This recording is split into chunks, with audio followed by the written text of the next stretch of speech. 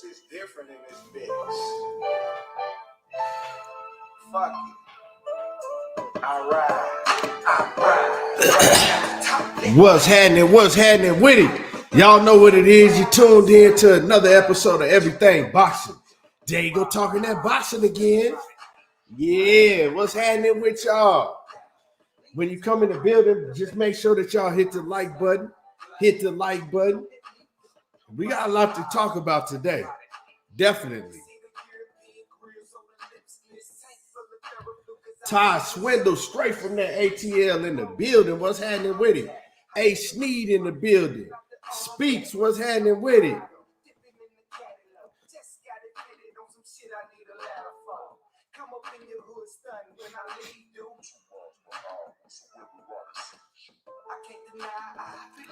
We got my man Macados, Mac of the South, Big Block in the building. Jay Grant, Swad Jones. What's happening with it? Yeah, we definitely gonna cook today.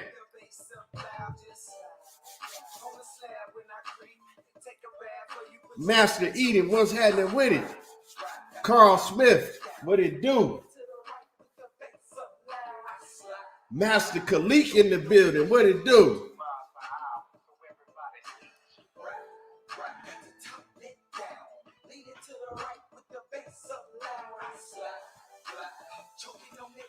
B Megastar, what's happening with it? Craig Smooth in the building. And y'all smash the like button. Like I said, as you come in the building, smash on the like button. Jump in the comments. Let me know you in the building. We got a lot we gonna talk about today. A lot.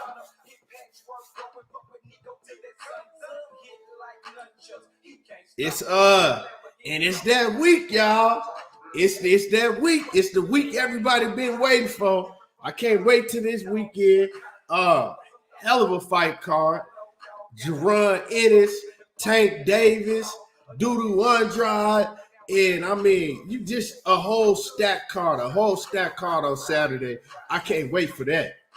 My man John Kramer in the building. What's happening with it? Happy New Year to you too. Happy New Year to everybody in the building. Darius Gallard, what it do? AJ 64.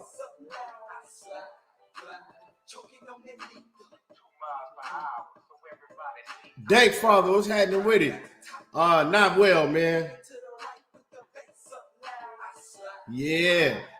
Jay Grant, I'm telling you, his fight week is going down. Dragon Fang, what's happening with it?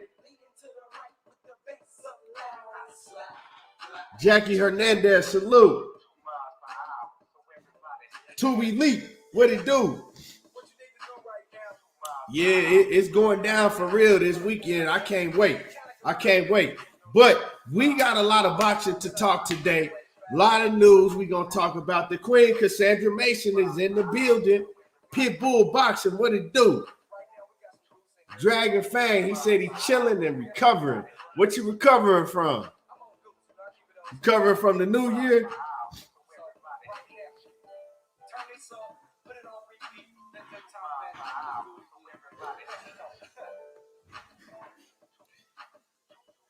Yeah. Like I said, y'all hit the like button when you come in the building. I got some news for y'all, though. Some crazy news. Some shit that went down, y'all. It seemed like it's been a lot of crazy news in boxing. Shit. Over the past year. And I'm going to pull up this article for y'all. Maybe, hold on. I'm going to pull up this article for y'all. Y'all can see what I'm talking about. And rest in peace to Gangsta Boo, too. You know, it seemed like, rest in peace to Gangsta Boo. It seemed like everybody, all these rappers and shit, man, it seems like that they falling to this fentanyl stuff. It's crazy. Let me pull up this article.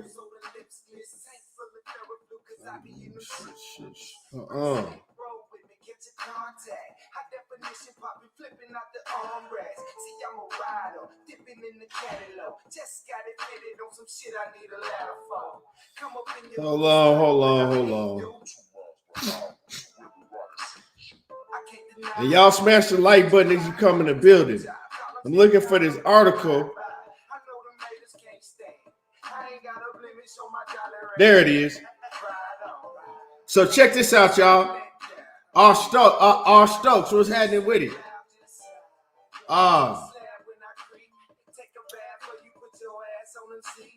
Jay Wash.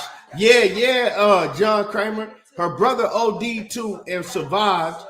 And they took him to the hospital. He survived. And, you know, unfortunately, she didn't survive. Like, I came up on Gangsta Boo. You know what I'm saying? I came up on Gangsta Boo. That's my era.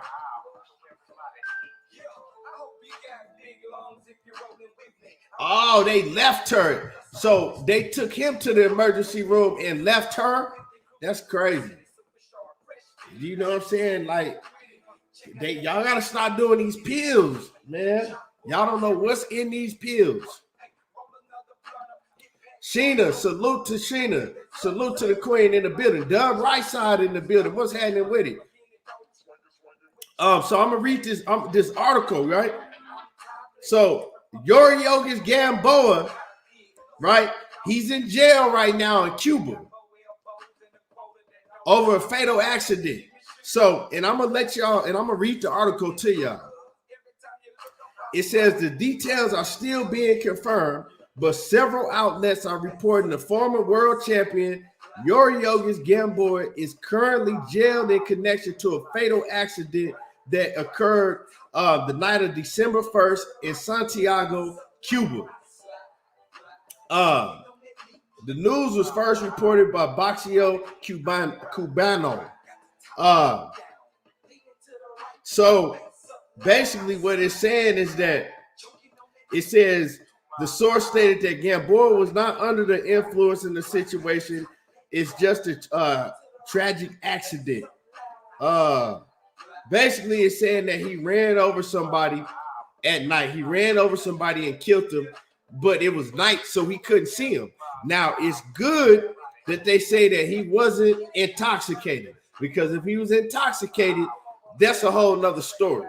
But, you know, unfortunately, somebody had to die in the situation, but it's not looking too bad for Gamboa. Now, I don't know how they do things in Cuba, but I know over here in the U.S., if you run over somebody, you know, you can't see them, it's just basically it's an accident, you know. They can't really charge you with manslaughter if it's at night and you didn't run a red light and somebody, you know, hey, you can't see him. But he did go to jail. He is in jail. I don't know exactly what they're charging him with right now because all of the details are not clear yet. You feel me? Yeah, John Kramer. If he was intoxicated, it would have been vehicular homicide. But he wasn't. They said that he wasn't, so that's a good thing. It says steps are already being taken to help Gamboa. Although there are still many details to be clarified, the source commented to the paper, something that we want to make clear is that Gamboa was not under the influence of alcohol or any other substance. Gamboa is a very religious person and does not consume alcohol or anything improper. So, like I said, it's looking a lot better for Gamboa, you know, because when you initially see it, you know, that he was in a fatal car accident and he was at fault, that don't sound so good. That don't look so good. But it's looking a lot better now that you know that he wasn't under the influence of drugs or alcohol. But like I said, unfortunately, somebody's life was taken. And I mean, you know, don't look like that he had any control over that. He didn't see him. It was night. It was dark. Ultimate Fight Club, what's happening with it? The best personal trainer in the city. What it do? What's happening with it, Junior? Yeah. He says, Yeah, that ish is heavy out here. They catch fools with that all the time out here. Yeah, yeah. And they say where I'm at, right? They say where I'm at, Arizona, is the most fentanyl deaths, right? In the whole U.S., it's the most fentanyl deaths where I'm at. But it's crazy because in Tennessee, that's 2 rappers within a week span that's died in Tennessee with a fentanyl overdose. And it's crazy because when you think about it, it's probably from the same batch of pills. It's probably from the same batch of pills. You know, that shit get around. And, you know, whatever batch that is, people dropping from them. And it's crazy, man. People got to stop putting these pills up under their tongue. You know what Pimp C said? If y'all go listen to Pimp C, he had a song. It was called I Got a Thing. And he said, in them lyrics, in that song, he said, you want to know why we die young? Because we all got them motherfucking pills under our fucking tongues. And it's crazy because that song came out that shit came out like 22 years ago, right? And 22 years ago, it came out like 23 years ago. Well, he made that song in like 1999 before he went in the pen, right? And way back then, it wasn't no, pill epidemic like that we knew of, like that. It wasn't, you ain't really hear people dropping dead on pills and shit like that way back then.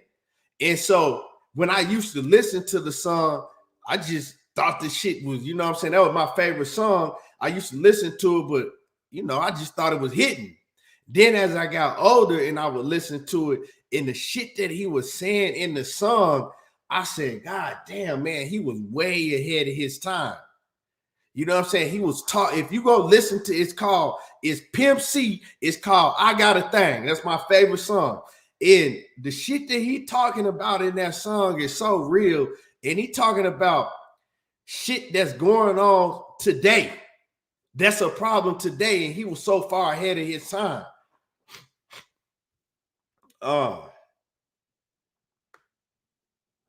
It's crazy. It's crazy because it's a big problem now.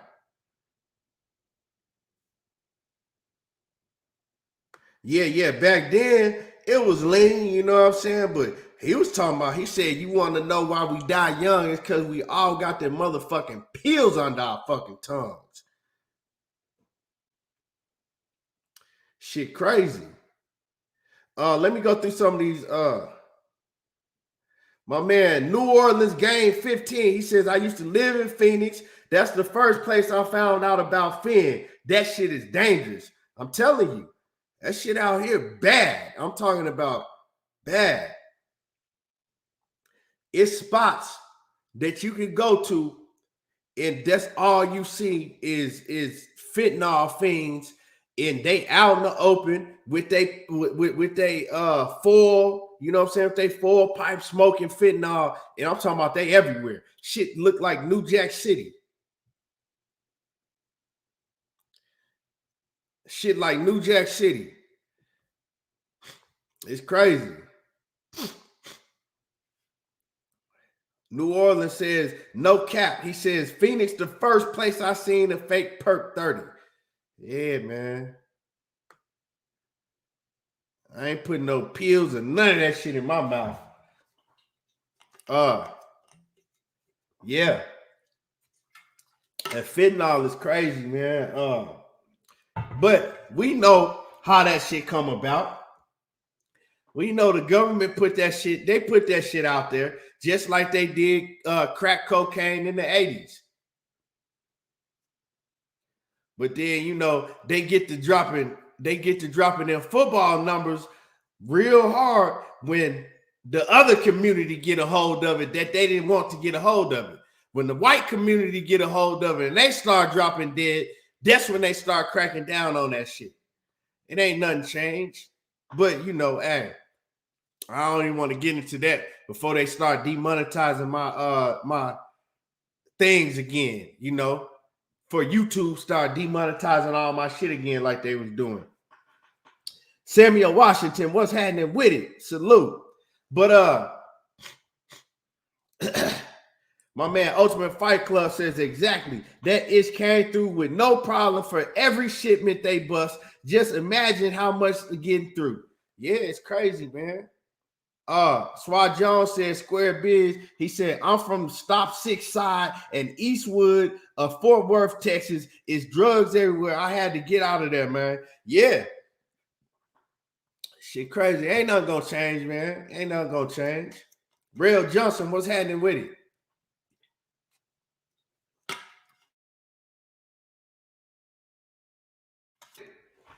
Yeah, but y'all hit the like button. Y'all smash the like button because we definitely gonna cook today. Like I said, we definitely gonna cook today. It's a new year. Like I said, Happy New Year to everybody in the building. But we got some cooking to do. Some things that's been said, some things that's going down. And salute to KQKC.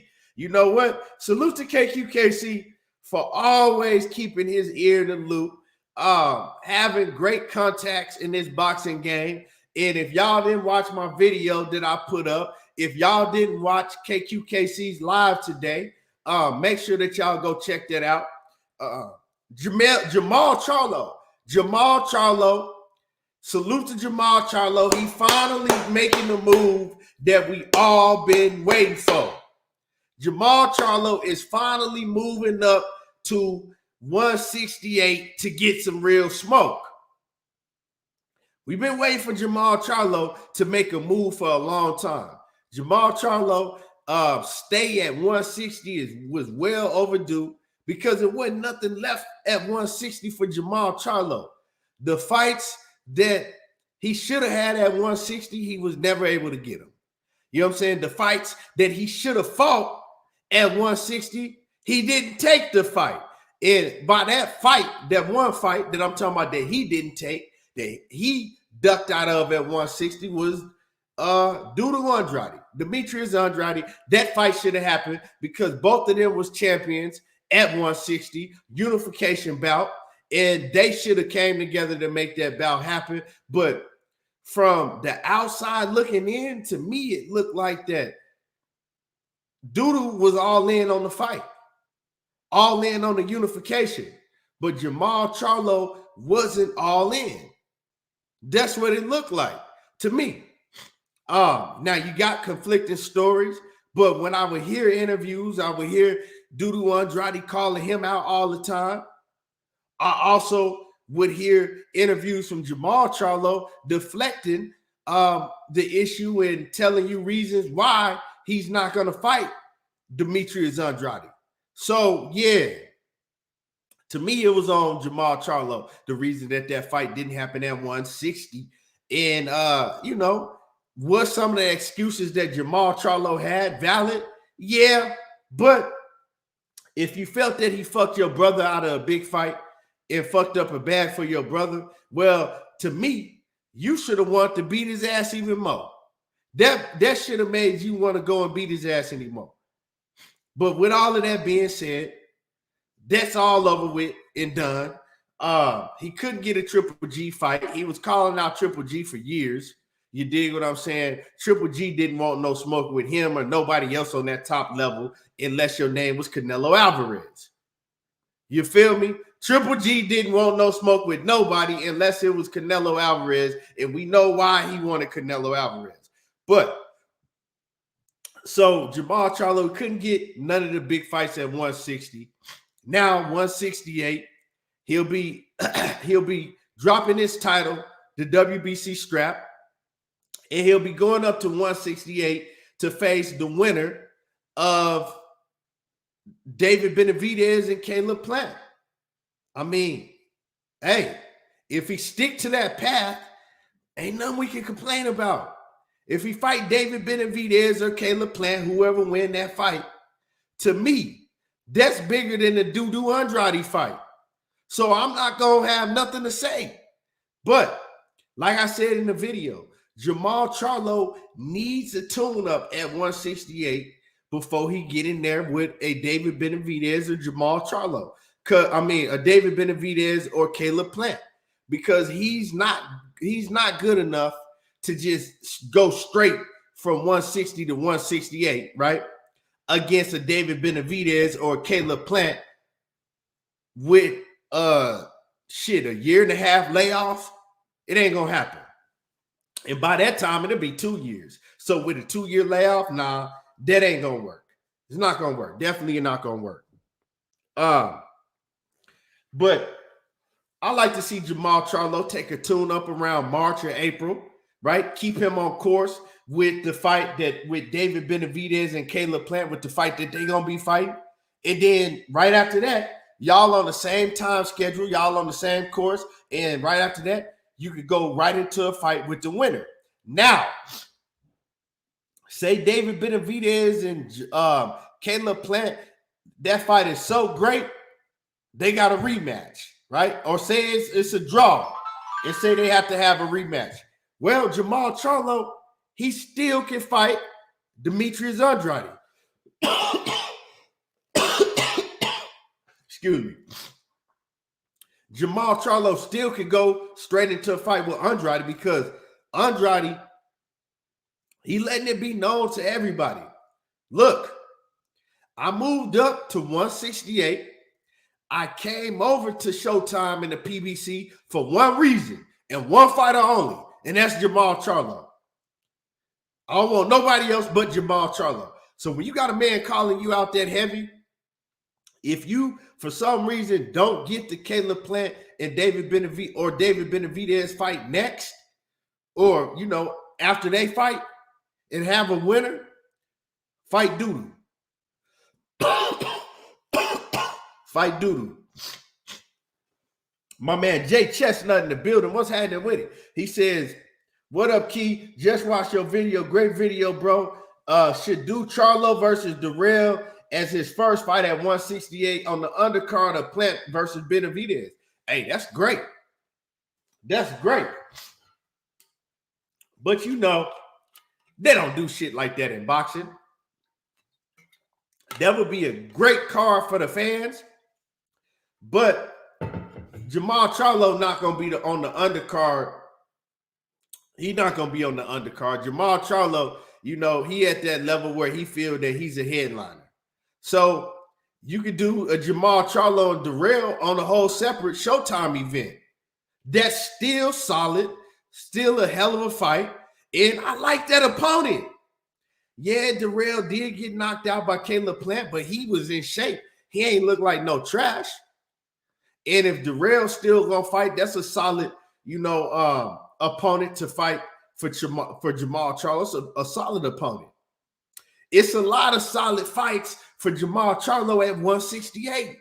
So at 168, you better believe he ain't gonna have no problem getting, these top fighters to fight him at 168.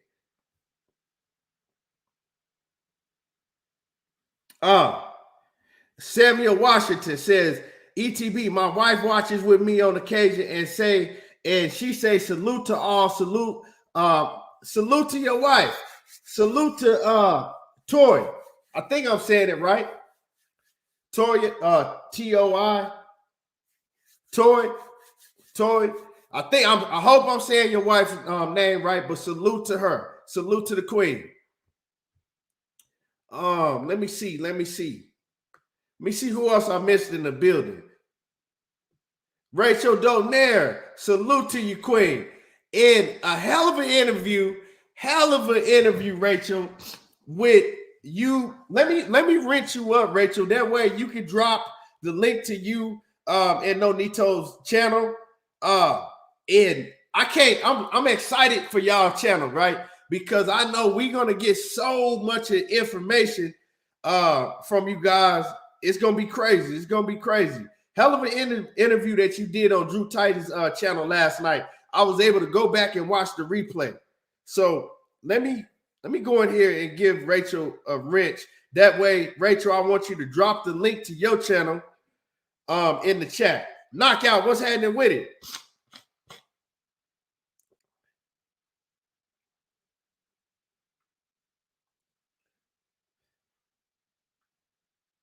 And I was always a huge Nonito Donaire fan. Always. And Nonito Donaire, he was one of the guys that was at the top of boxing back when boxing was on the downfall. Back when boxing was on the downfall for a minute. It was just Manny Pacquiao, Mayweather, and then we was kind of looking for the next big superstar. And Nonito Donaire, man, he came in with a bang. Especially when he knocked out Vic Darchinyan. I'll never forget that fight. And it was crazy that boxing was on the downfall during those times because, to me, some of the best fights was happening. But you had guys like Andre Ward that nobody was really, paying attention to like that. Like, only if you was a diehard boxing fan. But we was having great fights back then. It was wasn't, I don't know. Maybe if YouTube had been YouTube boxing, the content creators had been covering boxing back then, and YouTube was as big back then, maybe boxing would have been bigger back then. But for a while, probably like 2009 to about 2017, 2016. Like during that time frame, 2009 to like 2016, and then 2017, I think we had a great year in 2017 and came back with a bang. But we had some good fights back then, 2008, 9, 10. But yeah, if y'all didn't check out that interview with Rachel and Nonito last night on Drew Titan, y'all go check that out. Hell of an interview. And it wasn't really an interview, they were just over there kicking it, hanging out, having fun, and dropping a lot of knowledge. That was, what I'm saying, they dropped a lot of knowledge. Cornell Hopper, salute, man. I appreciate you. He said, get that Theraflu, old man. Get well soon. I'm getting better, man. I feel a lot better. I just still got, a little bit of congestion, but other than that, I'm good, man. I'm good. We good. I'm gonna retest I think I'm gonna retest either tonight or tomorrow. What it do, OTB? Salute.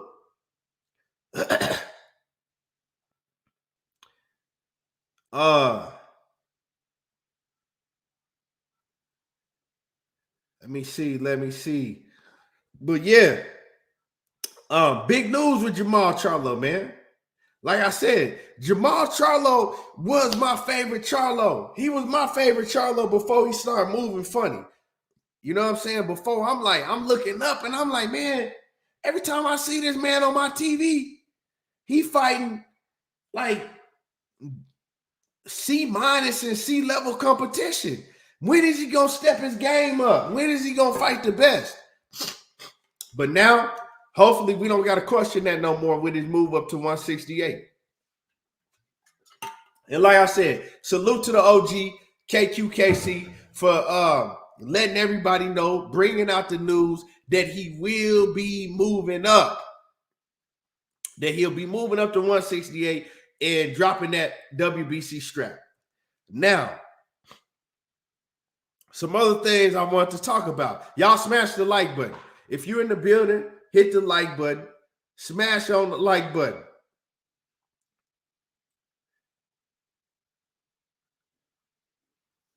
Smash on the like button, y'all. It's free. It don't cost you none. Don't cost you none at all. Jay Chestnut said he was my favorite Charlo before he moved to 160. Now I want to see who Adamas fights. For that belt. See, and that's another storyline that's gonna come out. You're gonna have people say, because see, Adamas was the mandatory challenger for Jermall Charlo's WBC strap at 160, right? It didn't look like Jermall Charlo was gonna be able to get around that Adamas fight. So, the next storyline is about to be people gonna start saying that Jamal Charlo's only moving up to 168 because he didn't want to fight Adames. You gonna hear people saying that. But regardless of why he moved up to 160, I think 168 is better anyway.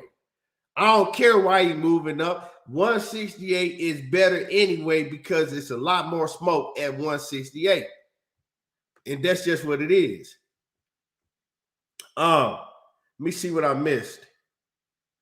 Rachel says, if you have COVID, make sure you do a pulsate nasal irrigation 3 times a day, hydrate, and keep moving. Nonito had it 3 times and cleared it in 3 days, negative test.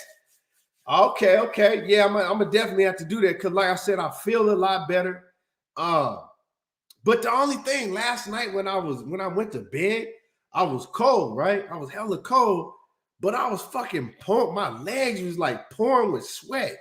And I'm like, what the hell is going on? I was pouring with sweat, just my legs and shit, my thighs. I'm like, why the fuck am I sweating like this?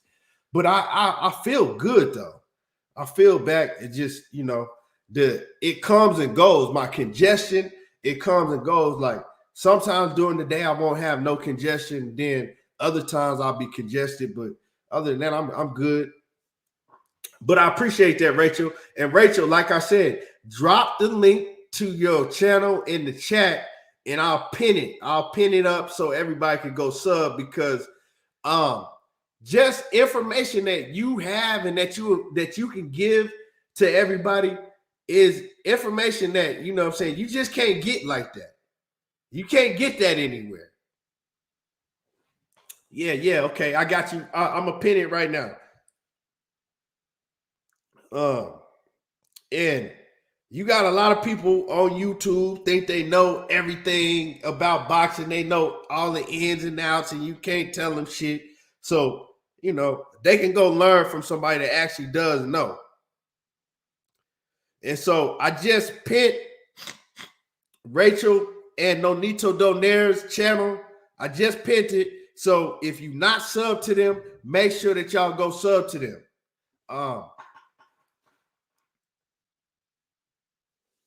Let me see. Knockout said Ma been acting like a hoe lately. What's happening with it? A1 Who's on in the building? What it do? Upper echelon in the building. Catman 785 said he just subbed. Yeah. Renee Box Young.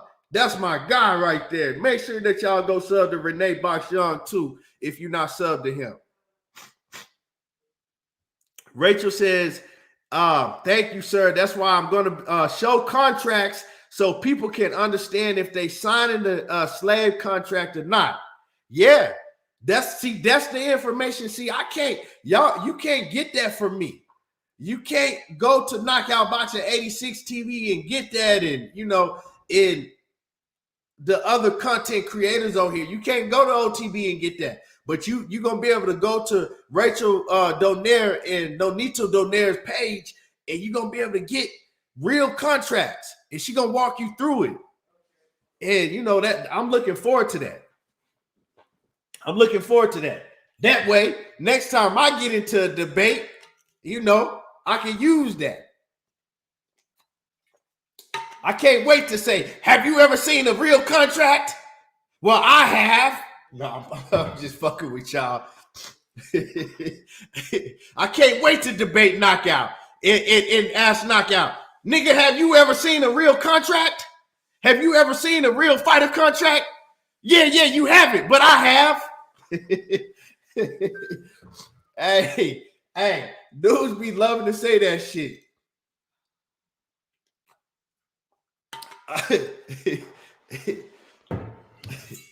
Oh man, but like I said, y'all hit the like button. We gonna move on. Let's talk about Devin Haney real quick. Man. So we gonna fast forward to when Devin Haney first signed, and y'all hit the like button. We gonna cook, right? And I might drop a link too. Matter of fact, I'm gonna drop the link in the chat 4 people can grab the link. So it don't matter to me what 4 people grab the link. Grab the link, but no more than 4 people, because I'm gonna keep it 100 with y'all. I'm not trying to be up on here for the next 3 hours. And we know it get like that sometimes with too many people on the panel. But I'm gonna drop the link. So if you want to jump up on the panel, after 4, I'm gonna cut it off. There we go. So the link is in the chat if you want to come up here and get in on this discussion. So Devin Haney, right, in Top Rank.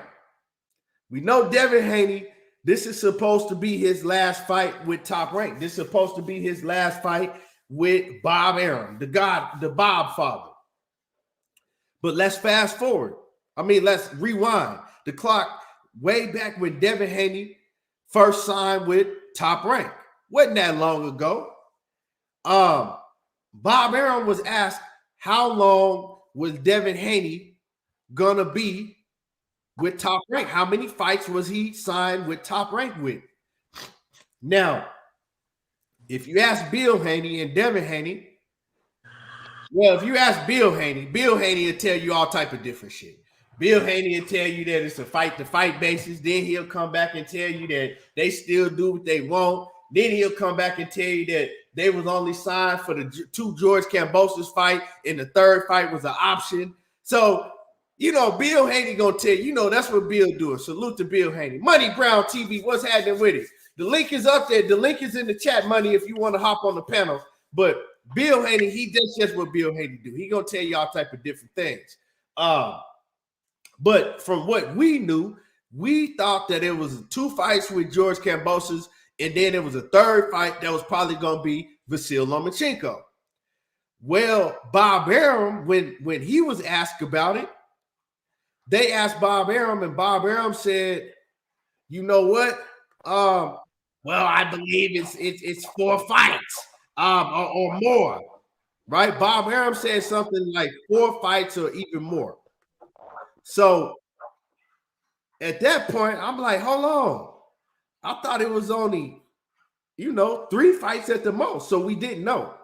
Now, Bob Arum, he's trying to get Devin Haney to stay with Top Rank. Trying to get Devin Haney to stay with Top Rank. I believe that Bob Arum realizes that, Vasyl Lomachenko is not the favorite to beat Devin Haney. Devin Haney probably will beat Vasyl Lomachenko. Bob Arum is now looking at it like that. Vasyl Lomachenko, he's getting older. And plus, 135 has never been Vasyl Lomachenko's best weight class. I think it would be great if he moved down to 130. 130 is a great weight class, but the names was at 135, right? So Bob Arum has already prepared himself to keep Devin Haney. And he's promising Devin Haney, if he gets past Vasyl Lomachenko, he's promising him a Teofimo Lopez fight. Now, I laughed when I heard the name Teofimo Lopez, because it's like that they did everything to keep Devin Haney away from Teofimo Lopez before, but now, see, Bob is smart. Bob is looking at Teo, and he not really believing in Teofimo Lopez no more like he did at once. Bob even said, he came straight out and he said that, well, if Teofimo Lopez and Regis Prograis fight, you'll have to give the edge to Regis. So he's already saying that, yeah, he get an edge to Regis to beat Teofimo Lopez. So I highly doubt that fight happens. So Bob is trying to, being a businessman, he's trying to set up the next big fight. And this is what Bob does when you on the verge of leaving Bob Arum, right? And he knows that your star status is getting bigger, because Devin Haney is a lot bigger now than he was when he came to Top Rank. You know what I'm saying? He had those 2 fights with George Kambosos. Those fights did big overseas. They did big in the U.S. His dad, Bill Haney, has continued to do his job very well, speaking for Devin Haney, going on these platforms and just keeping Devin Haney's name in everybody's mouths, right? So he's done great. And Bob Arum, he recognizes that. And Bob Arum is trying to keep Devin Haney now. A lot of people were saying, oh, Devin Haney is 3 and done. He ain't gonna stay with Top Rank. But hey, if Bob can offer you big fights and big money, hey, money talking, bullshit walk. So it looked like that Devin Haney might be staying with Top Rank. Bob Arum wants to keep him over there. And Rachel, so you next. What do you think about that? Well, the thing is, it's. I always say this, and I can't wait till I start the management, the contract series that I'm going to do, because like I actually just pulled up a contract on mine. So the thing is, like, they'll say, like, in the beginning, the first terms, and they'll say 3-fight deal, right? And then when it comes to like number 7 of the contract, it says extension or terminations. And I'm going to assume that Devin signed the contract when he first fought Cambosos, right? Right. So in the extensions, not in the term of the contract, they're going to put something that covers them that says, in the event that you win, you have plus whatever on the back, whether it's a year or plus 3 fights on the back. So that's one. And then underneath that freaking paragraph, they also say that if this contract terminates or expires, here, I'll just read it. Upon expiration or termination of the term, the parties will negotiate exclusively in good faith for a period of at least 90 days regarding a new promotional agreement. And then if they fail to reach an agreement to extend together, the promotion is still entitled to the first right of refusal regarding any offer received by the fighter within 6 months after the expiration of the good faith negotiation. Meaning, after this fight, like, let's just say he's at the end of the term, and at the end of the term, they still have 90 days that they have to only talk to Top Rank, since we're talking about Top Rank, right? And if they fail to reach it, the next 6 months that they're going out to go and negotiate, let's just say PBC offers him, just say 5 million, right? They have to go back to Top Rank and say, hey, we have first right of refusal. So if we match the offer, you have to stay with us. And that's how they get you. Because I remember Manny Pacquiao kept getting locked into his contract too. And that's how they get you. And also, right, they also a lot of times if you're a champion, right, and then you get another championship match, they'll extend the contract every championship match that you get or something like that. I've heard that.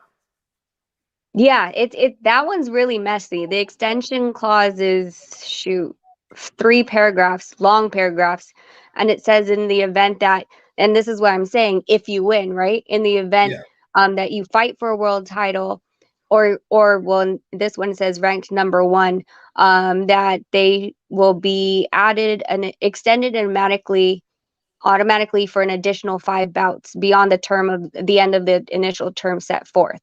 So they're referring back to the term. So let's just say the term says 3 fights, but it says here, if you freaking win, you get an additional 5 bouts after the 3 fights. So 8 fights. Wow.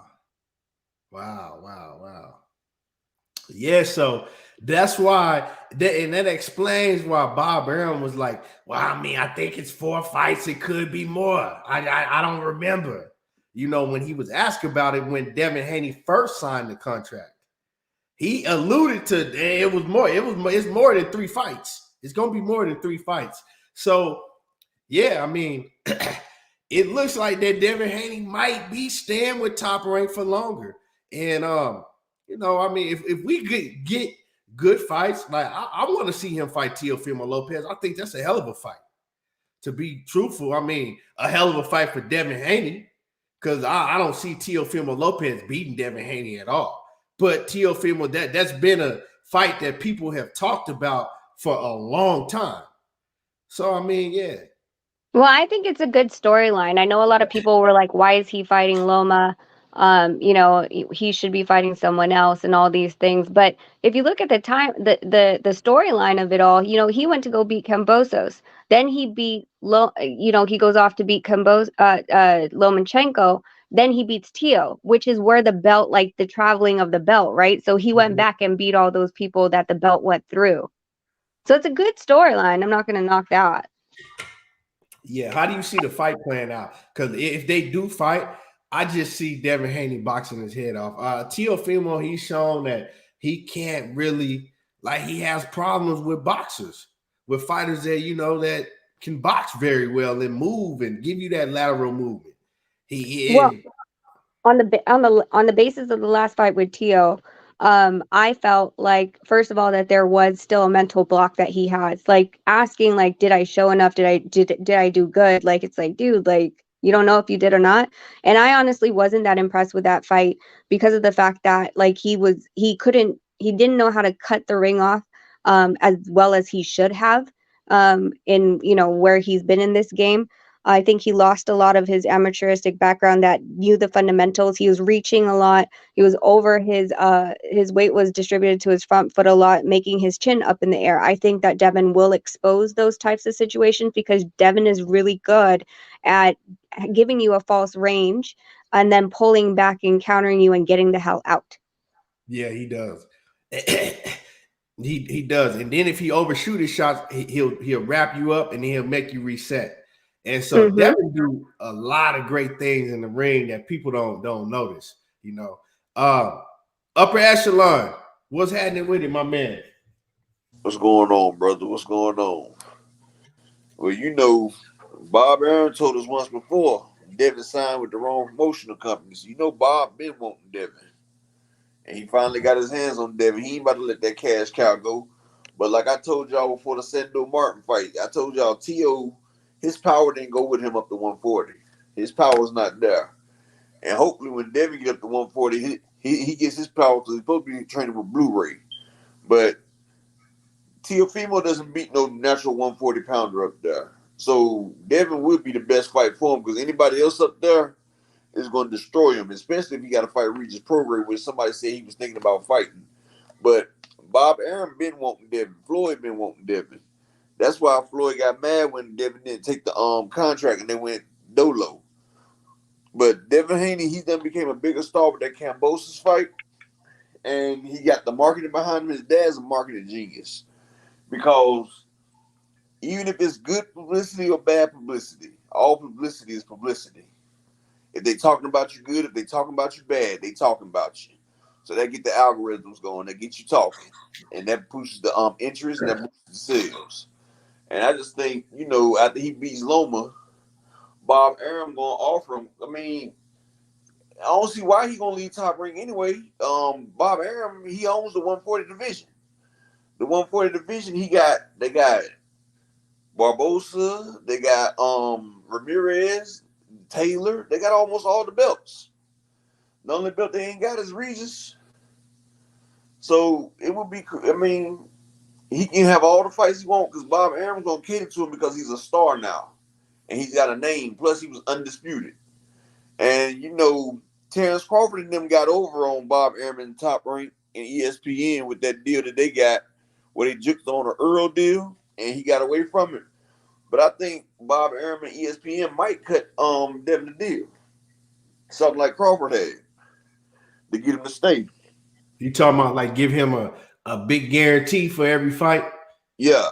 Because, you know, he's a much bigger star. You know, him and Kambosos, they sold out a 40,000 arena twice. They said it was sold out twice. One of them was 48,000, the other was 44,000. And they did good numbers.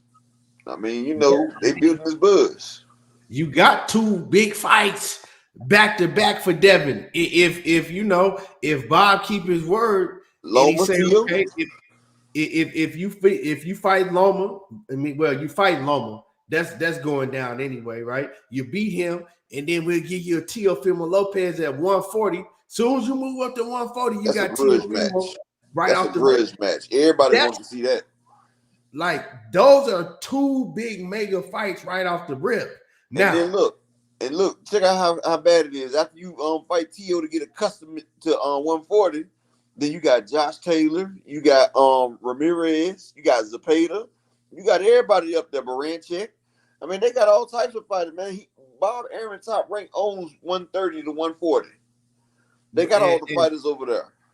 And the thing is like Keyshawn Davis over there. You know how he he's talking that shit. You know, Keyshawn Davis right there. You might get a little something with him. Get back with him. But like Rachel was saying, if you go in there and you do sign that extension and you get a Teofimo Lopez, don't think it's just gonna be Teo and then I'm done. Bob. You're gonna have a lot of fights where you're gonna basically be a top-ranked fighter for a long time. You see how he did Mikey Garcia and Pacquiao. Remember, Garcia had to sit out for 2 years before he got away from that. Bob Arum been known to keep people in that trick bag for a minute. If you ain't trying to sign that extension to Bob Arum, he'll put you on that shelf. He'll make your value go down before he lets you go. He not about to let you go while you a hot commodity as long as you still on that daggone doctor, because he usually has something in his contract where he has the right not to let you get your last fight in. Like most of the time, Bob Arum used to come, so like you had one more fight left on your contract, he'll try to come renegotiate with you if he wants you. And if you ain't trying to do that renegotiation, then he'll stall you out on your last fight. So Devin, he's gonna have to get something in his clauses that say they have a certain amount of time to get him his fights. If not, Bob Arum will stall his ass out and sit him on the shelf. Yeah, man. But I always feel that Top Rank is a great promotional company when you at that age that Devin Haney, that 25, probably like 25 to the age of 30, but once you get into your prime to where you're a mega superstar, that's when you need to make sure that you're not with Top Rank. Top Rank is the best promotional company to get a person started, period. Yeah, to build your career, to build you to the ESPN, the worldwide leader sports, ESPN pushing it. You got the biggest platform, everything, and you got all the fighters, the biggest stable. You do what you got to do when you make a name for yourself and you get a little bigger. That's when you lead Top Rank. Right. I think that's what Core doing. Now let me. I'm gonna get ready to move. To the next subject. Right. I'm gonna get ready to move to the next subject. But I want everybody to hit the like button before we move on. Hit Jose Diaz. We already covered the Gamboa story. We covered that earlier in the show. But I want everybody to hit the like button. It's free. It don't cost nothing to hit the like button. And then the link that's pinned in the chat is the link to Rachel Donaire and Nonito Donaire's channel. Make sure that y'all go subscribe. Great, brilliant information coming from Rachel and Nonito Donaire, and that channel is gonna be on fire. So y'all don't want to miss it when they drop content and when they go live. So make sure that you hit the link that I have pinned in the chat to Rachel Donaire and Nonito Donaire's channel. Now, let's talk about what Vasyl Ennis, Jaron Boots Ennis, father and trainer, had to say, right? Let's talk about it. Because we've been hearing a lot of talks. Errol Spence, he's afraid to fight Jaron Ennis. Errol Spence is we've been hearing all that silly nonsense. But let's talk about what Vasyl Ennis had to say. And we also been hearing Terence Crawford's pound for pound number one. Terence Crawford's this and he's that. Well, let's listen to what Vasyl Ennis had to say. Now, I'm gonna just play the interview from I think I'm at the 2 minutes and 30-second mark. I don't know when he come in, but it's gonna be somewhere in here. So y'all listen. We're gonna listen to the interview together, and then we're gonna talk about what Vasyl Ennis had to say. We're gonna talk about it. Hold on. Here we go. The way they building him, the way they moving him, and they doing the right good job. People think he's nothing. He's not. That guy ain't scared of Boots. Just like Boots called all of them out, and people understand. Boots call everybody out because we want to test ourselves, man. In order to be great, we got to see where we're coming from with the best in the division. You know what I mean? Also, again, in your honest opinion, we've been waiting for it forever. Nobody's going to get it this year. Right. Do you think we're going to finally get Spence versus Crawford, or you think Spence is just going to say, forget it, move up, and then just leave it alone? But you said you think Spence and Crawford going to fight? Yeah, eventually. Well, next year. I think it's going to happen, man. I think it's going to happen, man. I think it's going to happen. Because Spence really want to fight. Yeah. I know he really want to fight. You know what I mean? And the stuff that Crawford has just done, you know what I mean? I would never done that. You know what I mean? Did you watch the fight, man? Yeah, I watched it. Were you impressed at all by what he did out there? Or? No, he was supposed to do that. That guy was nowhere in his league, man. You could be him. You know what I mean? Give me a few months of training. I'm coming down to the dungeon. Yeah, man. I'm telling you, no, for real, man. You know, he just coming in like this, and you know what I mean? You see how he's throwing the punches. You know what I mean? You know, one thing about Crawford, he might start off slow, but he gets smarter and smarter as the round goes. Do you consider Crawford as the best fighter pound for pound right now? Because he keeps saying it. ESPN has him number one. Do you think he is? No, I think right now, I think Spence is. Spence the number one The reason fighter? why I said he's number one because he got three of the belts. That's why I So said you think he's the best fighter in the world, though? in the world. Like pound for pound? Yeah. In the world, who else? See, pound for pound. Inoue, Usyk. In the way he's good. See, yeah, I mean, he's some good guys, man. You know what I mean? But in the welterweight, I say Spence. That's what I say. Spence is the best right now. You know, pound for pound. I say because look who he went to get to where he at though. He went to some top guys. Would you say that's the reason why you guys kind of said, even we're not going to go to WBO route, even though I think you guys are like ranked number 2 in the IBF route because you could get Spence, you could get those 3 titles. Right. Is that the reason why? No. We if they gave us an opportunity to fight for the WBO, we'd take that too. You know what I mean? We just want to get all the titles. You know what I mean? And after we get all the titles, then we want to move up to 154. Well, last question for you, man. Jaron was he's always been saying he wants. So y'all heard him. That's Team Ennis, right? Now, what you did hear earlier in that interview, he was asked basically, does he think that Errol Spence is ducking Boots, or is he afraid of Boots? And he said, nah. He said, Errol Spence ain't ducking nobody. He's not afraid to fight Boots. He said these guys is at a position to where they know that Boots is a high risk, lower reward, and it's all business. He says that he don't think that Errol Spence is ducking Boots or will ever duck Boots. And you also heard him say about Terence Crawford's last fight. See, he wasn't impressed. Now, I've been saying that. I'm like, everybody's screaming and hooping and hollering about what Terence did to David. I've been sneezing. What was it wasn't impressive. It was what he was supposed to do. If you're a fighter on Terence Crawford's caliber, right? We all know that Terence Crawford is a great fighter. I'm not denying that. But if you are a great fighter and you're a fighter on his caliber and you fight somebody that's a C-class fight, that's what you're supposed to do, So Vasyl Lomachenko, he felt the same way, and he said he wasn't impressed, and he also felt that it was a disgrace for Terence Crawford, right, at his level to run off and do what he did. He said we would have never did nothing like that. Like, he shouldn't have never did that. Get in the ring with, a dude of that caliber. So he wasn't impressed. And he says that he don't think that Terence Crawford is number 1 pound for pound. He thinks that Errol Spence is number 1. And he says, surely at 147, it's Errol Spence. It's not Terence Crawford. You look at the competition that Errol Spence has faced compared to the competition that Crawford has fought. This is Vasyl Ennis saying that. This is how they feel. You heard Jaron Ennis talk about it in the past. You heard his brother, Jaron Ennis' brother. He's not impressed with Terence Crawford at all. They all think that Errol Spence is the better fighter. Yeah, so I mean, that's what he had to say. So we need to clear all of that talk up when people talking about, Terence Crawford, Errol Spence is afraid of Boots and everything. I think he'll fight Boots.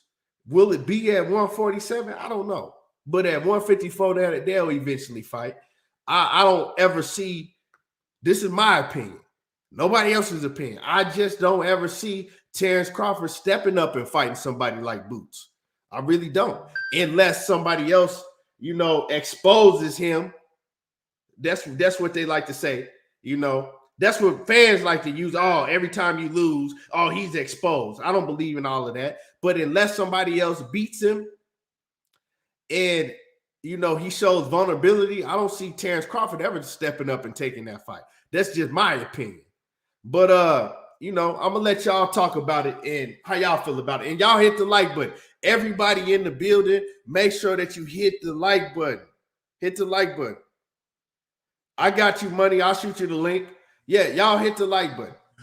Well, what I think about it, right? But we gonna go in the same order. So let Rachel go and then you'll go. Okay, I know sometimes you switch up. Okay, yeah. For me, like there's a couple different things, and I'm looking at where Boots is ranked in the WBA. With him, you know, talking about the what was the other organization? Was it the BO that you were talking about? Yeah, the WBO. So the problem with that is once he does the IBF and becomes the interim, like it takes him out of that ranking. So he's going to have to go the Spence route. Now with Spence having 3 belts, you know, the BC already ordered him versus Thurman. I need to see where the WBA is in the positioning to create their mandatory as well.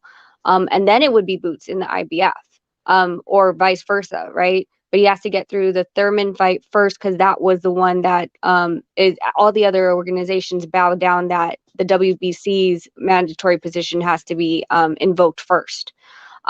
So, you know, just as far as the movements within the organizations, he can't go one route if the next fight that he has is going to be for an interim. It's going to kick him off the rankings of the other one. So he don't really have no choice. He can't really he'll so basically he won't be able to even get a fight with Terence Crawford if he wanted to, unless Terence Crawford fights him voluntarily. Correct. Yeah. He's not ranked in. Actually, I'm looking. He's not ranked in the WBA. It's the WBO. No. Well, because I think I said something about the. Remember, I said that he was ranked. Sorry, he was ranked in one of the organizations at 2 or 3. So you're saying it was the BO?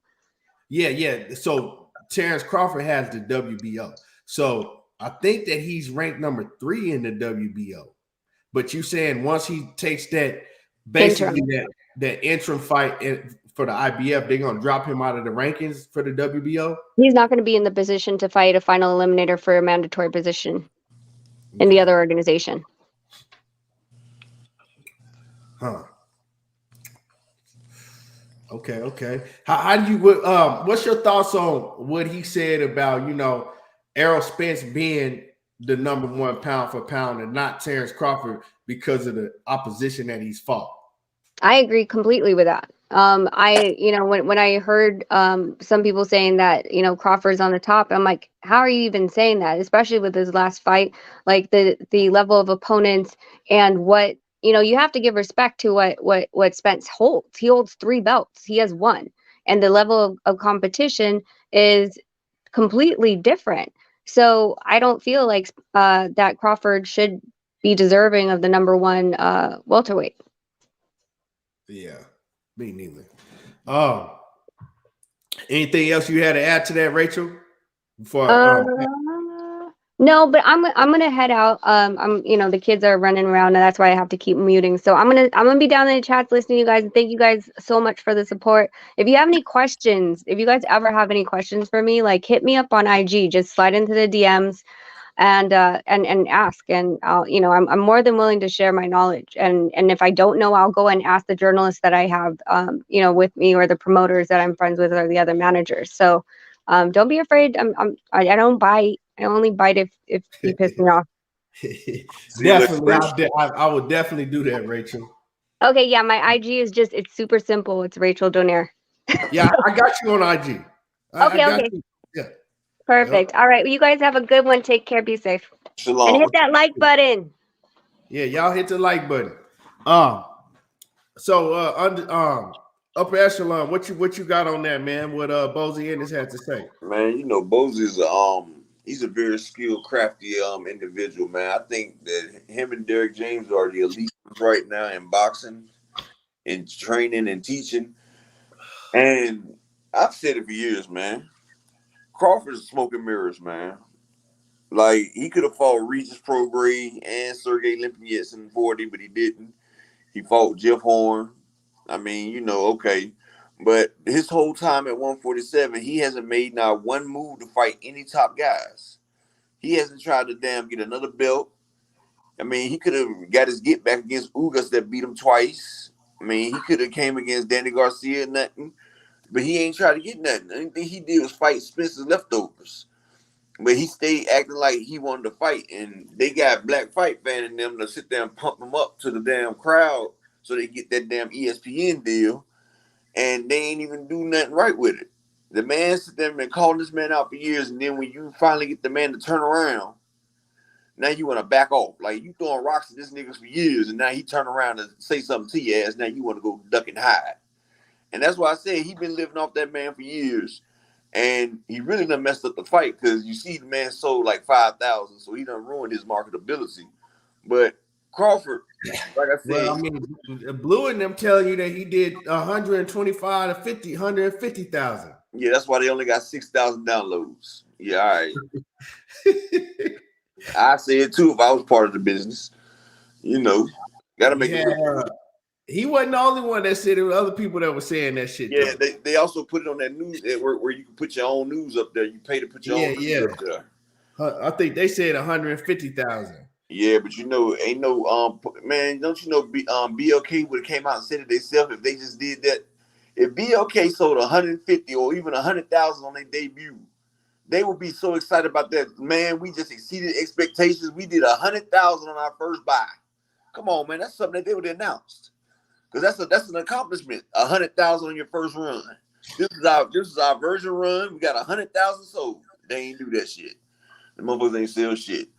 But yeah, Crawford, man, I think his fans done got into the luxury of him beating up on C-class fighters. And see, since he does it so easily because he's more skilled than them, people see his degree of difficulty ain't good. So they relish it in the fact. Because Earl done had some tough fights. And his degree of difficulty is much higher. See, when you fighting better guys, you don't get all them knockouts like that. But Earl still punches through and get them knockouts. And Earl, he's done changed from a whole different fighter. From the Leonard Bundu Earl to the Earl right now, the nigga with the shag. It's a completely different monster right now, and he focused. And he's back on his game right now. And ain't nobody stopping him. Boots and them know. They would much rather fight Terence Crawford than fight Errol Spence.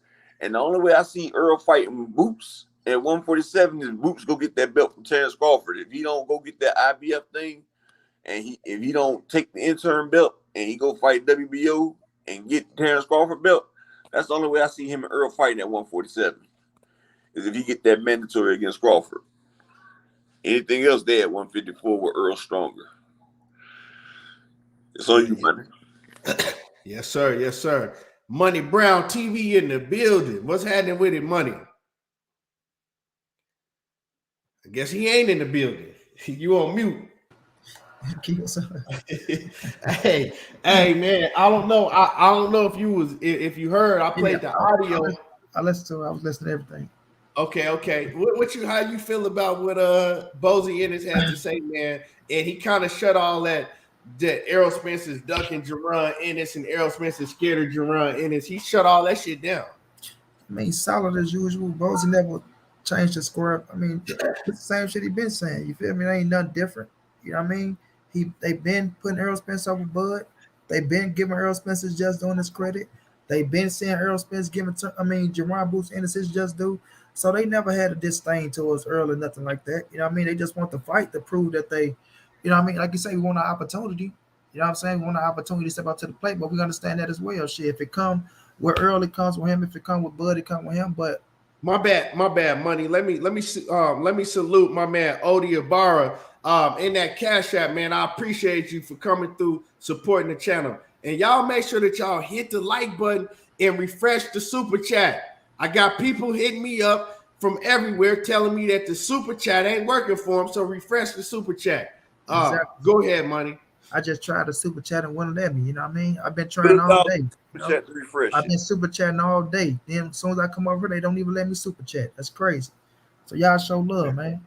So, yeah. So it ain't nothing different from what Vasyl and them been saying. They've been keeping it true, been keeping it real. You know what I'm saying? So at the end of the day, it's come to the point to Terence Crawford, and Boots is number 2 in the WBO. So that's even, you know what I mean, better. So he's number 2. But, you know, it comes to the point with Terence Crawford, bro, like, people have to start being realistic with the talks. And that's all Bozy doing is being realistic, bro. Like, how the fuck could this boy be number 1 when you got a man sitting up here that went through a harder gauntlet, and a man holds 3 scraps, and a man doing better numbers, right? And y'all still want to go off what somebody did instead of what they're doing. Come on now. So he just being realistic on what's going on and not, you know, stepping away from their score and they keeping it real. Like you said, we seen what the brother said about Terence Crawford. Shit. So what makes you think the daddy gonna do something different? And he still kept it real and say he saw the fight.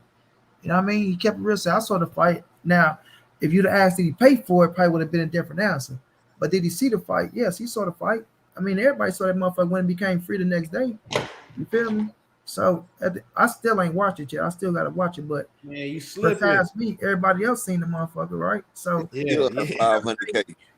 Hey, you know, so you know, everybody knows he's gonna beat the fuck out of that boy, man. It ain't shit special or things of that nature, right? But now let's see if you can do that against the top shotters, man. You know, so at the end of the day, I respect what Bozy's saying. Everything he said is spot on point, right?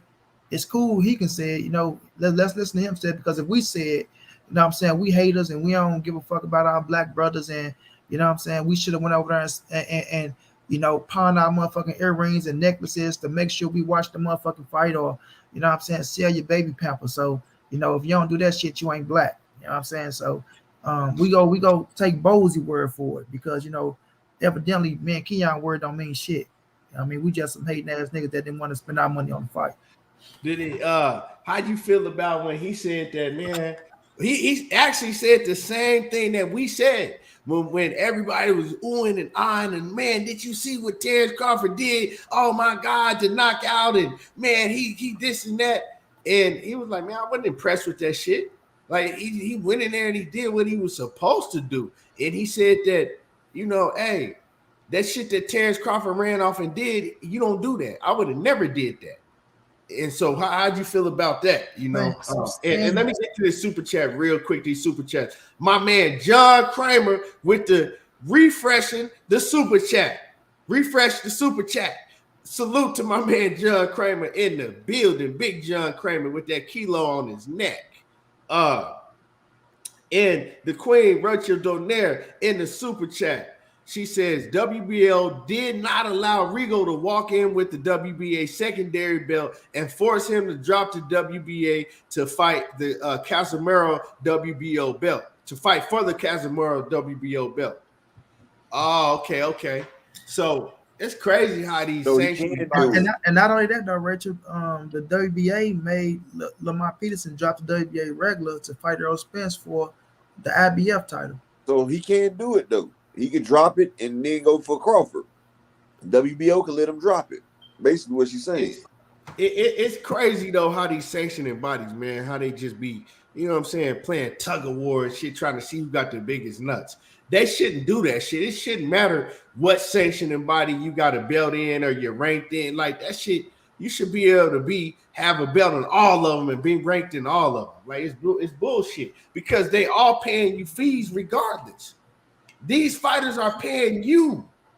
That shit crazy, man. But go ahead, Money. My bad. Yeah, but what I'm saying, Sam, what was that you said? What point you making? Well, he just talked about how basically that bullshit that Terence Crawford pulled, fighting a low-level competition that he was fighting, he ain't had no business doing no shit like that, and that he wasn't impressed with what he did because he went in there and he just did what he was supposed to do. You know, he said after he said he was fighting a dude that wasn't shit. That wasn't the words that he used, but basically that's what he was saying. Yeah, so yeah, when I'm saying that, bro, just him being real. Like, come on, bro. Like, we not gonna sit up here and fake this shit out, right? So that's why I be like, when they be like, oh man, you know, Kess telling us not to praise Bud for doing this, but they praise Earl for doing that to Ocampo. No, the fuck we didn't, bro. Like, everybody knew he was gonna do that, like he was supposed to do that. So with Bozy saying that, bro, just him being a real dude, bro. Like, come on, bro. Like, I'm not impressed with, unless you know what I'm saying, these ass kissers and nut sniffers He knocked him out with the left. I mean, with the offhand. It ain't that he knocked him out. It's how he knocked him out. Looking ass niggas out here, you know what I'm saying? It's like, come on, bro. We all knew he was gonna knock the man out. I told everybody, he gonna look spectacular. It's gonna be a flawless victory. He gonna knock this motherfucker out, and they gonna run around this motherfucker and make it like he beat it Errol Spence or Floyd Mayweather or some shit. So he did what he was supposed to do, man. And dude wasn't on his level. No matter how much they try to hype this shit up. He's number 6 in this sanctioning body, and he in this sanctioning body, and he in that sanctioning body. Man, that dude wasn't nowhere near Terence Crawford level and didn't belong in the ring with him and didn't deserve an opportunity at a WBO title. He didn't deserve an opportunity at a WBO title.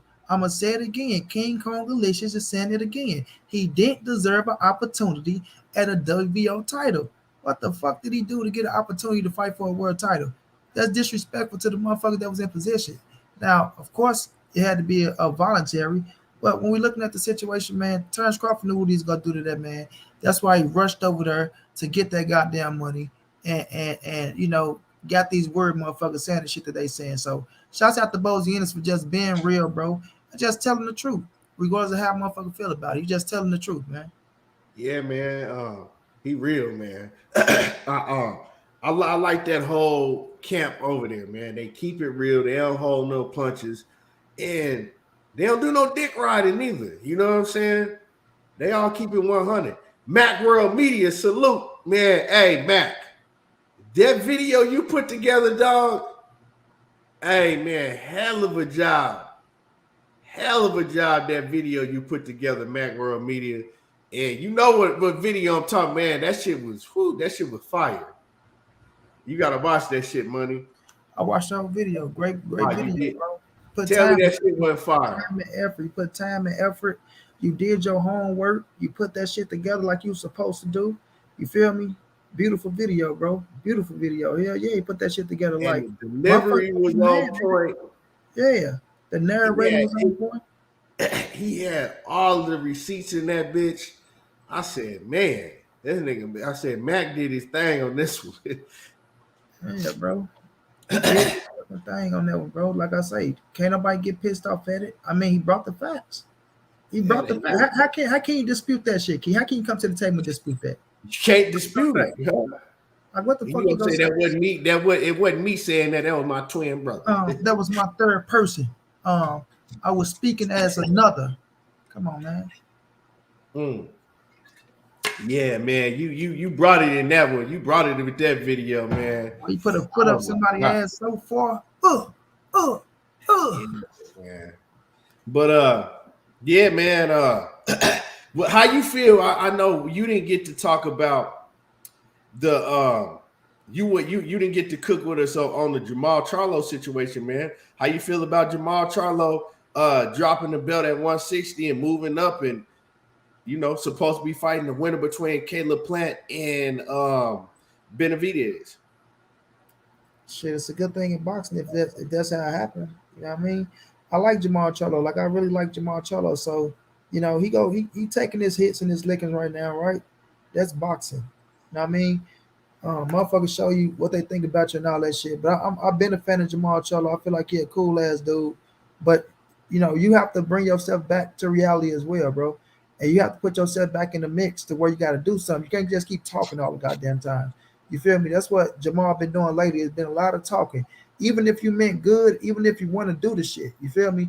You still just been doing a lot of talking, and you ain't really been doing shit to back that shit up. So once you make a move like that, and once you put yourself in position to possibly fight the winner of David Benavidez and Caleb Plant, you go up there and you got to really mean that shit, though. You got to really mean it. So you go up, get you a fight at 168. You feel me? Get acclimated to the weight.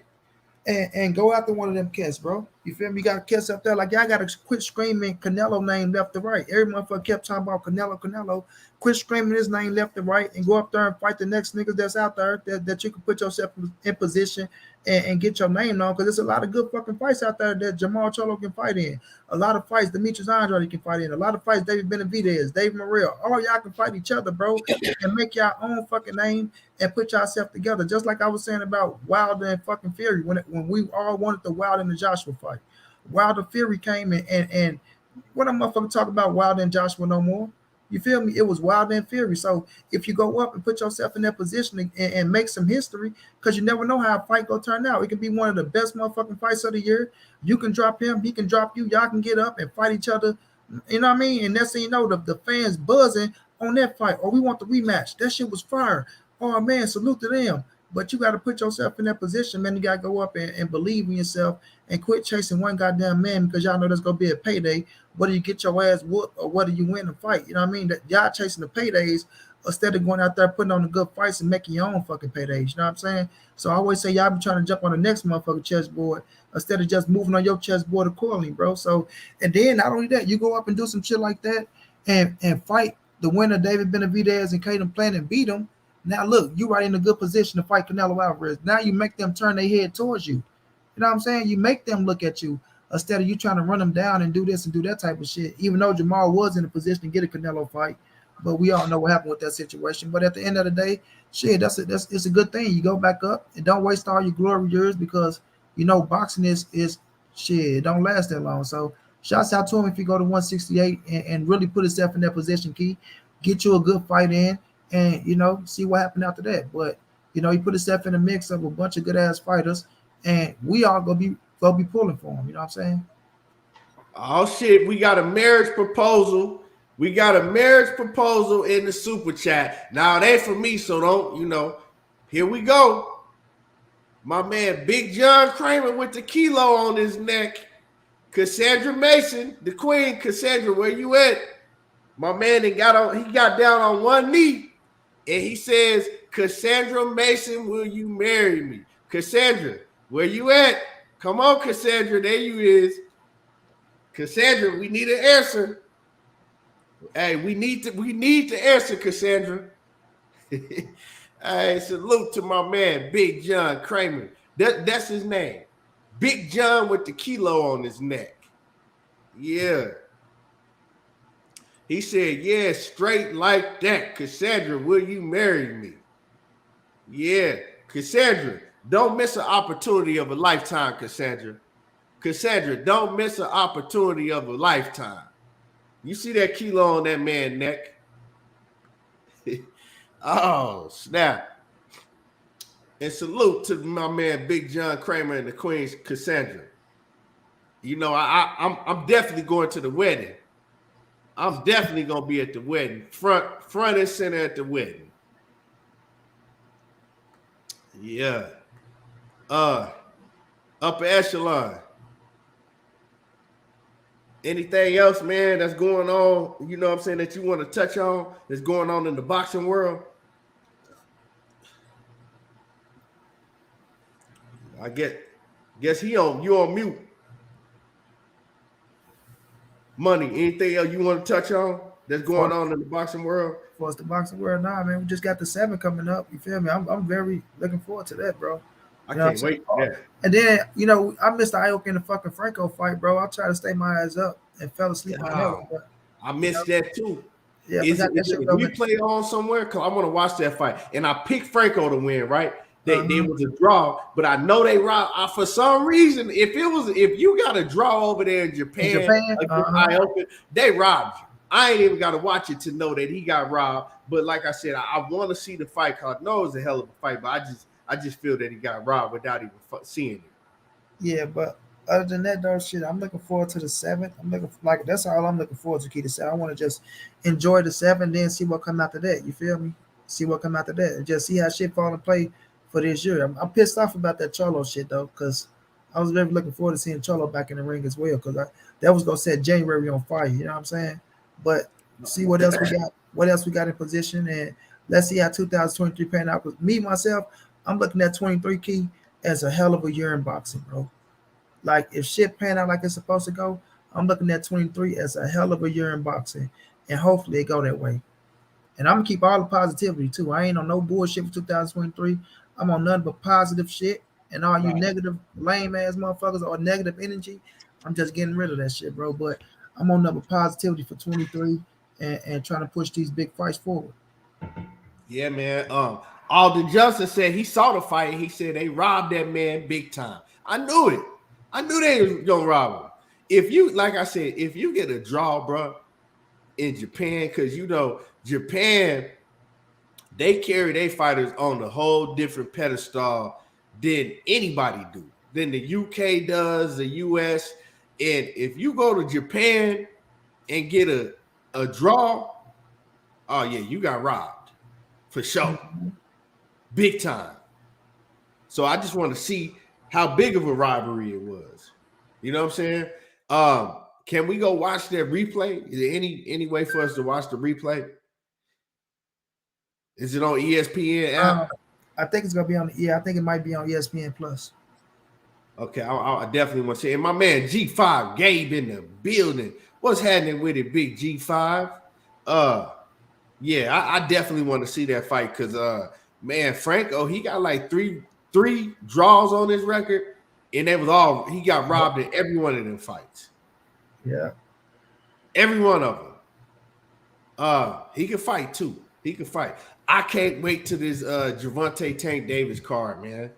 And like I said, I was saying the last live stream I did, that whole ordeal with Tank Davis and what his baby mama did to him, all that did was blow up his pay-per-view. That pay-per-view gonna do big numbers, dog. Real talk. We know controversy and adversity sells. Controversy sells, dog. And that pay-per-view gonna do big numbers now.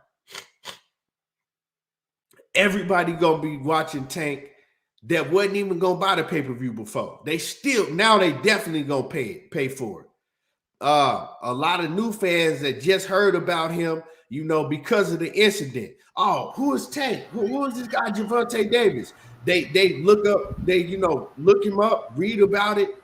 I need to say something too. Fight coming up.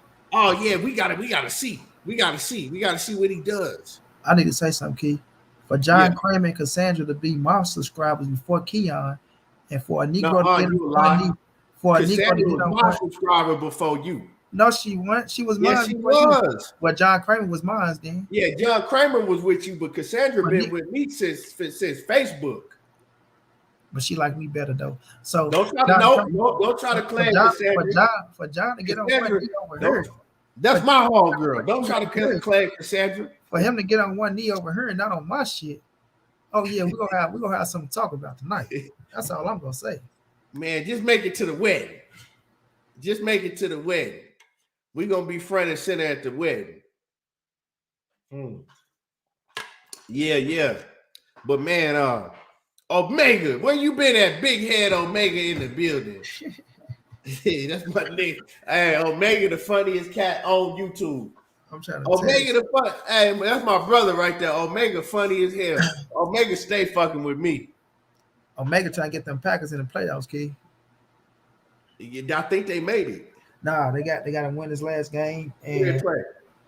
I gotta see who they played. They gotta win this last game, and then somebody else gotta lose, I think.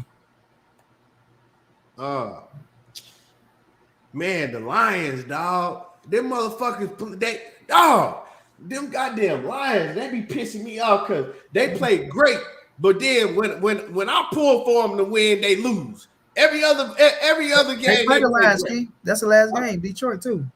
They play Detroit. Yeah, the Lions, they gotta have a whole bunch of people to lose to get in. They gotta win, and then they gotta count on a bunch of people to lose to get in. I'm looking for the Philly. I'm looking for Philly to lose again, and I think we might be able to get that number one seed. Yeah, the Cowboys got to win out. If they win out and Philly lose this last game, yeah, they got it. That's all it takes. Hey. It's Jalen Hurts, boy, they need that boy bad.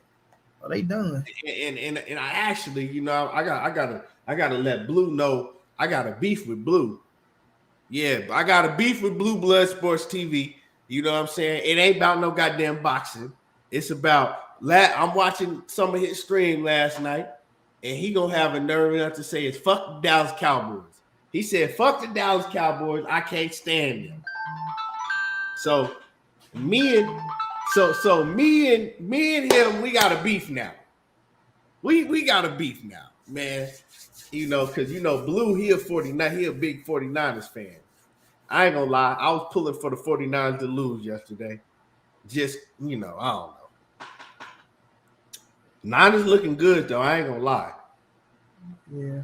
They looking straight, but that defense wasn't looking like shit yesterday. Mac World Media, what's happening with it? He says, man, y'all cooking ETB and Money, the dynamic duo. Appreciate you, Mac World. Appreciate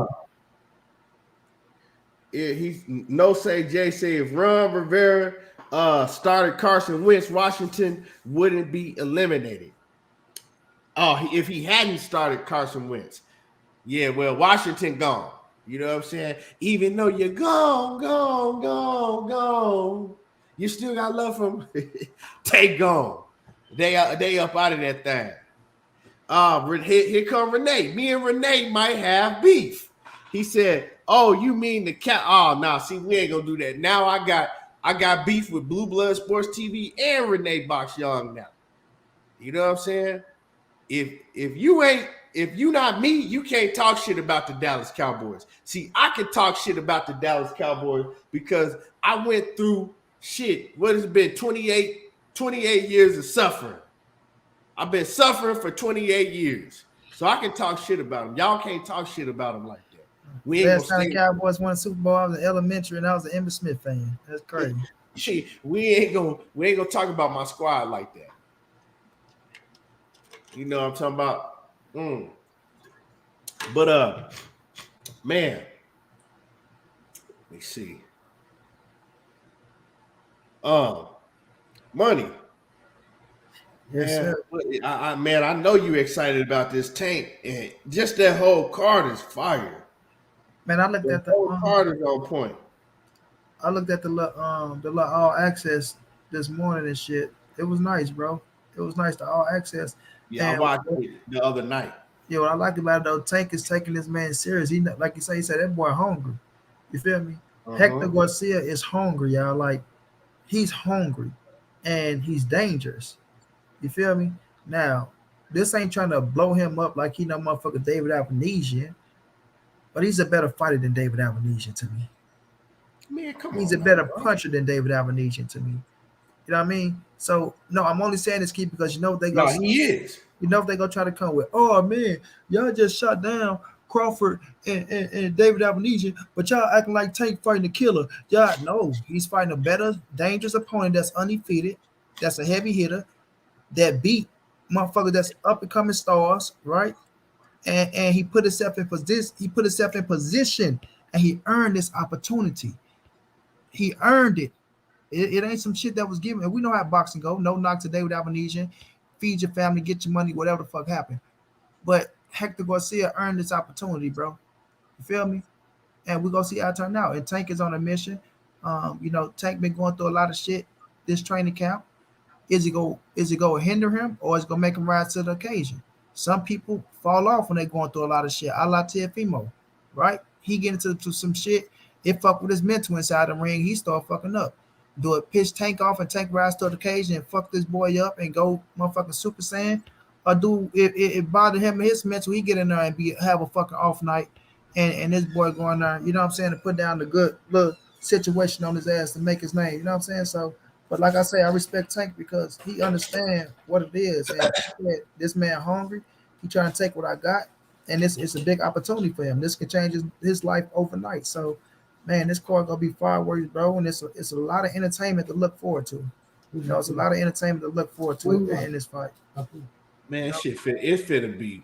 Man, that shit finna be fire. My man Benson Hedges say Oak Cliff, Dallas, Texas, DSR. Man, what you know about that fat B?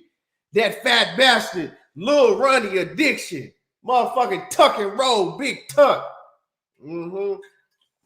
Yeah.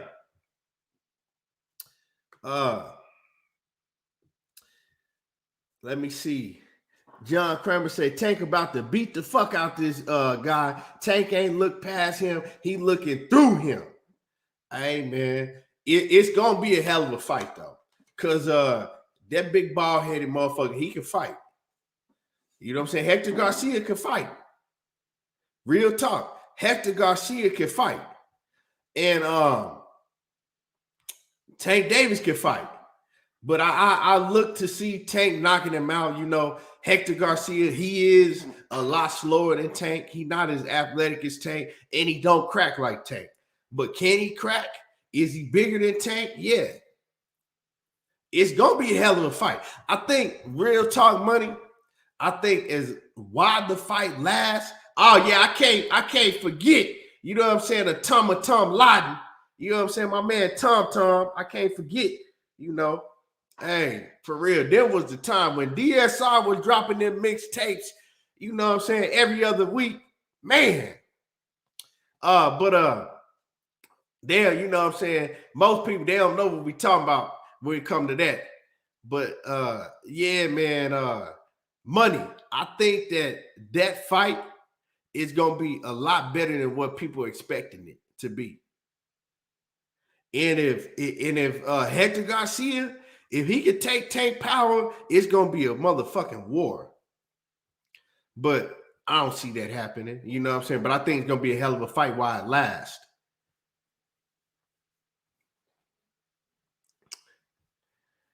I agree on that, bro. If he can take that power with Tank, or you know, you don't gotta with Tank, bro. What Hector Garcia about everybody thinking Tank's supposed to knock him out. You don't gotta win. You just gotta do something that other fighters didn't do. You feel me? If you can go in there and hit and hurt Tank ass, or you can go in there and do some shit that where people feel like, man, he would have did this to Tank if this didn't happen. You know what I'm saying? Like a Pitbull Cruz situation, right? That shit can change your life overnight still. So that's why I be telling people, it ain't that you lose, is how you lose, bro. You go in that motherfucker and show that you belong, it's gonna put you in position for another big fight. You know what I'm saying? People gonna look at you as, oh, well, look, he did this with Tank, so let's see if this person can do it. You know what I'm saying? So you just gotta go in there and show that you belong, bro. You ain't gotta win every fight. If you win, oh yeah, for sure. You want to win, don't get me wrong. But you go in that motherfucker and you hold it down and you show them that you can bang and you can take some shit. Oh yeah, you somebody, bro. Yeah, man. My man Dub Rice said throwback chopped and screwed was my shit back in the day. That fat bastard get in my belly, hit the club in the throwback Jim Kelly. What you know about that? Hit the club in the throwback Jim Kelly. That hey man, that get in my belly. That's that shit. Money don't have no idea what we talking about. That nigga said I'm packing more heat than a Bill Cosby sweater. And don't ever disrespect me like that, boy. Boy, you don't know about that fat bastard. That little running. Don't you ever disrespect me like that, boy. Man, y'all were bumping that in the Midwest. Man, that was my shit. The best that little running mixtape though. The best one was that Tom Lydon, man. Oh, they had some heat. I had all that shit. I still got all that shit. Nah, you know what the best album was the DSR All Eyes on Us. That DSR All Eyes on Us, that was the best one out of all of them. And Big Tuck. The Big Tuck and the DSR All Eyes on Us. Them was that DSR all when they came out with that DSR All Eyes on Us, with nobody fucking with that. Real talk. But I told you I had to start out with Big Tuck. I ain't know what the fuck he was. I know. Yeah. Money. Hey, we at the fight. Money didn't even know who Big Tuck was. He was standing right there. Like, God damn. You don't know who, man. Them is them Texas legends right there. And he was waiting on me to say something, kid, like a motherfucker. Hear me? I'm looking at him, looking at me, we looking at each other. You feel me? I'm like, shit. And he did like a big ass football player, something that about. Yeah, man.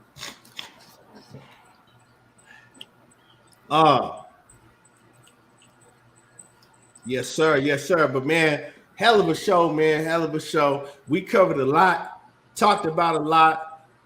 Rachel Donaire came through here and dropped some knowledge. And like I said, that link to Rachel Donaire and Nonito Donaire's channel, right? They up and running. They got content on there, and you're going to learn a lot. So make sure that you tap in on the link. It's pinned in my chat. Subscribe to their channel, and y'all hit the like button before we get up out of here. I don't know. Upper echelon. Let me get your last word before we get up out of here. Hey, y'all hit that motherfucking like button, man. It's free. If you ain't hitting it, you hate, man. And make sure that y'all go subscribe. Let them know where to subscribe at, Upper Echelon. Y'all can subscribe to this page, Upper Echelon. Then I got the self-help on the Upper Echelon Man. And then I got one for all us Hebrew Israelites that's trying to know who you is. It's called Judah's Elect. Shalom. Them things right there. Shalom to all my brothers. It's time to wake up. Sure. We ain't got much time left. 12 tribes of Judah, baby. Okay, brother Judah. Yes, sir. Yes, sir, man. He dropping that real knowledge. Much deeper than this boxing bullshit. You know what I'm saying?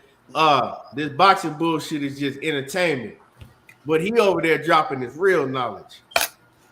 Yes, sir. My man Money, man. Let him know what you got going on, what you cooking up on tonight. Well, y'all come through, man, because I'm pretty get ready to drop a few more videos. But tonight, you know, we gonna cook on Errol Spence, and you know how they lied about Errol Spence's weight, how he supposed to be overweighted, and all this shit. But you see him chilling with his wife, you know, with his woman on vacation, straight up and down. You don't see nothing big on that man, nothing of that nature. We're gonna talk about Saturday night fights. You know what I'm saying? What's coming up? Basically, what I touched on her. You know, will this hinder, or would it, you know, excel Gervonta Tank Davis with everything that he's been going through and shit of that nature, you know? So, you know, we're gonna be cooking tonight, man. You feel me? I might drop the link to open up the panel tonight. We'll just see how I'm feeling, but most definitely we're cooking tonight. Y'all continue to support my brother, Everything Boxing, man. One of the best shows on YouTube. You feel me? Giving it to you real, raw, and authentic. You know, y'all go subscribe to me, man, Money Brown TV. And we're gonna keep giving y'all the best, man. We're gonna try to make 2023, you know what I'm saying, a legendary year. And man, once again, y'all keep y'all prayers. Y'all keep them prayers up, you know, for our brother Coach, man. You know, he fight. You know, we miss him, man. And shouts out to the Queen over there holding him down. They going through a lot right now, especially through the fucking holiday time. This is the worst time you want to go through a situation like that with your significant other, you know. But it just shows you, man, when shit get rough and get tough, you know, you better make sure you better have a real one on your side, man, for situations like this. So, you know, we're gonna keep our prayers up for Coach. And make sure whatever you do, go to my community page, and you know, coaching the Queen, she put up a GoFundMe for Coach, and anything helps. You know, donate to the GoFundMe, anything helps, and it's up on my community tab. Go to my page and just go to my community tab, and you'll see it right there. And we gotta all continue to pray for Coach and his beautiful queen, Lania. Continue praying for Coach, because we can't even describe what she's feeling right now. Also, and let me get to these super chats. Hold on.